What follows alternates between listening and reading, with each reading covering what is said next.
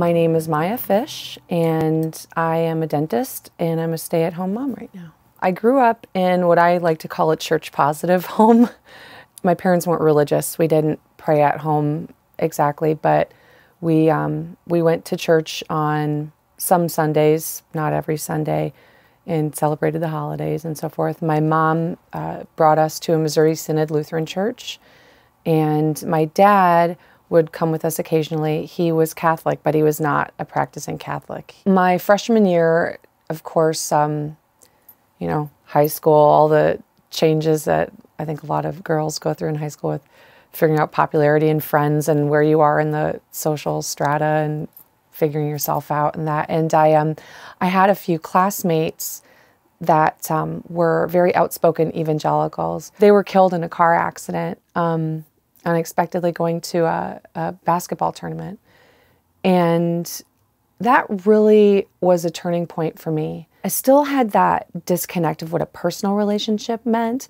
I think at that point, for me, it meant doing. I wanted to do something. And that summer, I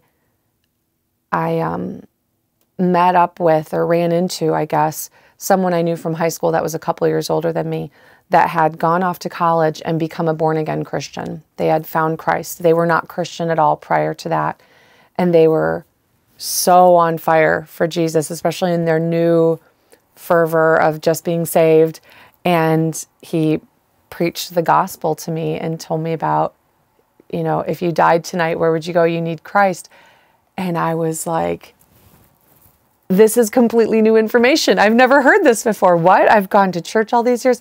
How did I not know this? Once I went to Marquette University, I was really excited at the idea that I would start a Bible study with a classmate who is also a Bible-believing Christian, that we would start a Bible study, I laugh at this now, so that we would witness to Catholics so that they could know Jesus.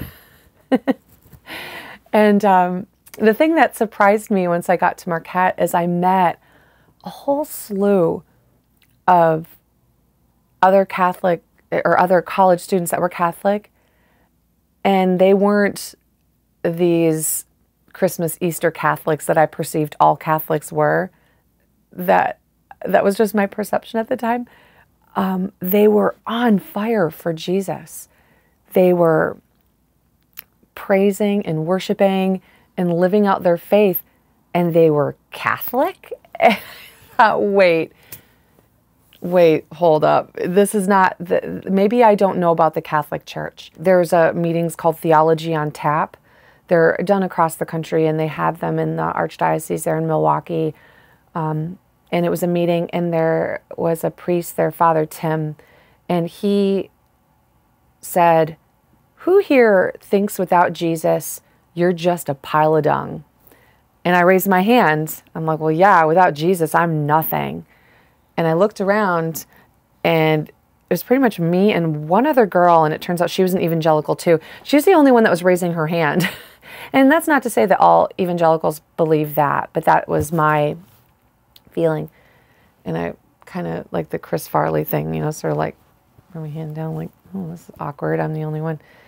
And Father Tim said, "God doesn't make crap." And he said, God does not expect us to just cover us over with his grace and we're just crap, and then for us to like pick ourselves up by our bootstraps and go be super Christians. And it was that moment, it was like the light went on. And I didn't feel this burden so much to figure it all out. And I thought, oh my gosh, if I can rather see, if I'm not crap, if God, without Jesus, this sounds crazy, but it's like, what if I'm good? Maybe I don't always do the good things, but what if I'm actually good? What if other people are good? That's where it introduced to me this concept that I could find Jesus in others, even if they didn't love him. I could find him in others. And if I could find the good in myself, then if I had that view about myself, then I could have that view about others. And I think that was a watershed moment for me, that Catholic worldview that really brought me in.